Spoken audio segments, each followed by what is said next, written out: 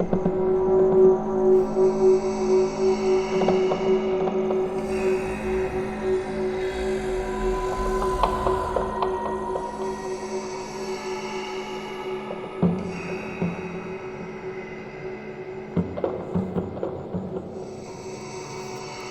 जब दादी का जन्म भी नहीं हुआ था तब की बात है।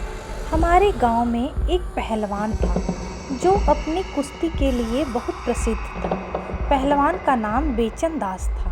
पहलवान का नाम बेचन कैसे पड़ा, इसके पीछे एक रोचक कहानी है। पुराने ज़माने में हमारे गांव के पास वाले गांव में प्रचंड वीर नाम का एक पहलवान बहुत मशहूर था और आसपास के 10-15 गांव में सिर्फ वह अकेला विजेता था। कोई भी उसको हरा नहीं पाता था। कहते हैं कि एक बार प्रचंड वीर पहलवान ने अपने एक मुक्के से भैंसा को मार दिया था। बेचन भी बलिष्ठशाली और बहुत ही बलवान था, लेकिन उसकी पहलवानी में कोई रुचि नहीं थी। एक दिन बेचन और प्रचंड वीर में बहस छिड़ गई। प्रचंड वीर को पहलवानी का बहुत घमंड था और वह बेचन से हाथापाई करने लगा, लेकिन पहलवानी के विपरीत बेचन ने उल्टा प्रचंड वीर को ही पीट दिया। आसपास के गांव में प्रचंड वीर और बेचन की चर्चा होने लगी। लोग कहने लगे कि अब प्रचंड वीर में पहले जितना दम नहीं रहा। प्रचंड वीर अपनी खोई हुई मान और प्रतिष्ठा वापस पाने के लिए बेचन को पहलवानी कुश्ती की चुनौती दे दी। उस जमाने में बरगद का पेड़ बहुत हरा भरा था। बरगद के पेड़ के नीचे ही दंगल प्रचंड वीर और बेचन की कुश्ती का दंगल लगा था।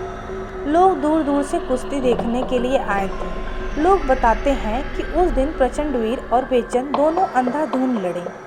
दोपहर से शाम हो गई, लेकिन दोनों लड़ते रहे। लोग भी उनको लगातार देखते रहे। कभी बेचन का पलड़ा भारी लगता तो कभी प्रचंड वीर का पलड़ा भारी लगता। अंत में सूरज डूबने से थोड़ी देर पहले पसीने और खून से लथपथ बेचैन नहीं प्रचंड वीर को दोनों हाथों से उठा बरगद के पेड़ की जड़ों में दे मारा। सूरज छुपने के साथ ही प्रचंड वीर की पहलवानी का भी सूरज अस्त हो गया। उसके बाद गांव वाले बेचन को कंधे पर उठाकर गांव में ले आए और उसी दिन से बेचैन का नाम बेचन दास पड़ गया। उस जमाने में बहुत ही कम लोगों को बेचन दास पहलवान का असली नाम जानते थे। पहलवान की शादी त्रिलोचनी से हुई थी। त्रिलोचनी बेहद ही सुंदर और बड़े बड़े नैन नक्श वाली थी। त्रिलोचनी के रूप की चर्चा आसपास के सभी गांव में थी। कुछ लोगों ने तो त्रिलोचनी पर बुरी नज़र भी डाली थी, लेकिन बेचन दास पहलवान के डर के कारण किसी के भी कुछ करने की हिम्मत नहीं थी। उस बरगद के पेड़ के नीचे बेचन दास पहलवान सुबह सुबह कुश्ती और उड़ी लंबी खुद वाला खेल, जिसमें मिट्टी का छोटा टीला बनाकर उस पर कूदा जाता है, का अभ्यास करता था। त्रिलोचनी उसका साथ देती थी। दोनों में बेहद ही अटूट गहरा प्रेम था। गांव वाले उन दोनों पर बहुत गर्व करते थे। दोनों जीवन में बहुत खुश और संतुष्ट थे, लेकिन यह खुशी ज़्यादा दिन तक नहीं रही। एक दिन बेचन दास पहलवान को किसी जहरीले सांप ने काट लिया और घंटे भर में ही पहलवान का पूरा शरीर नीला पड़ गया। त्रिलोचनी ने जब बेचन दास की मौत की खबर सुनी तो वह सन्न रह गई। ना उसने कुछ बोला गया, ना उससे रोया गया। उसी बरगद के पेड़ के नीचे बेचन दास पहलवान का चीता को आग के हवाले कर दिया गया।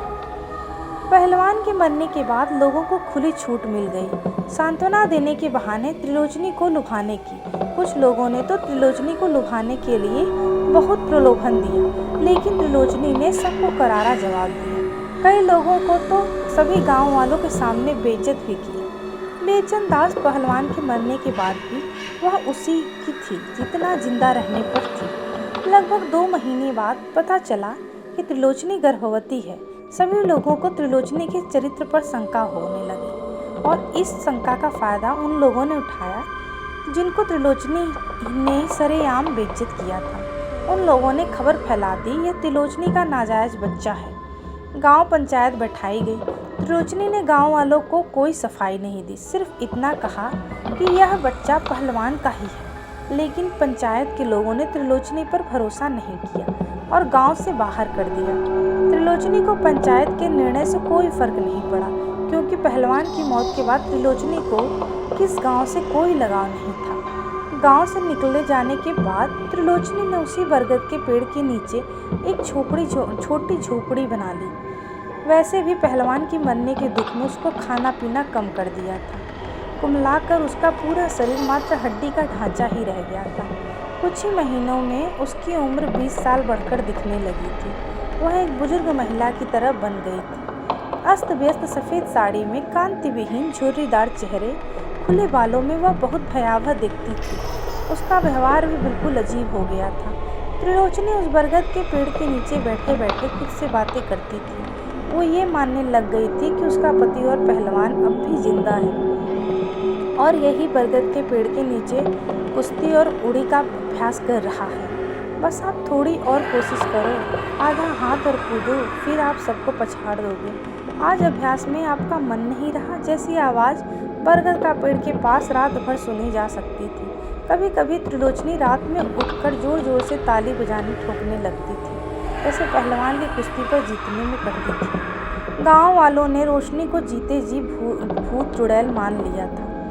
कोई भी इंसान उससे बातें नहीं करता था। त्रिलोचनी की रात के समय गांव के कुएं पर पानी भरने आती थी। तब गांव की औरतों से 2-4 बातें कर लेती थी। गांव की औरतें भी उसे गर्भवती पेट को देखकर उस पर दया दिखाकर कभी कभी उसे कुछ खाने को दे देती थी। एक दिन गांव में बहुत जोर से बारिश हो रही थी। काले बादल घनघोर अंधेरी रात में त्रिलोचनी प्रसव पीड़ा से तड़प रही थी और जोर जोर से चिल्ला रही थी।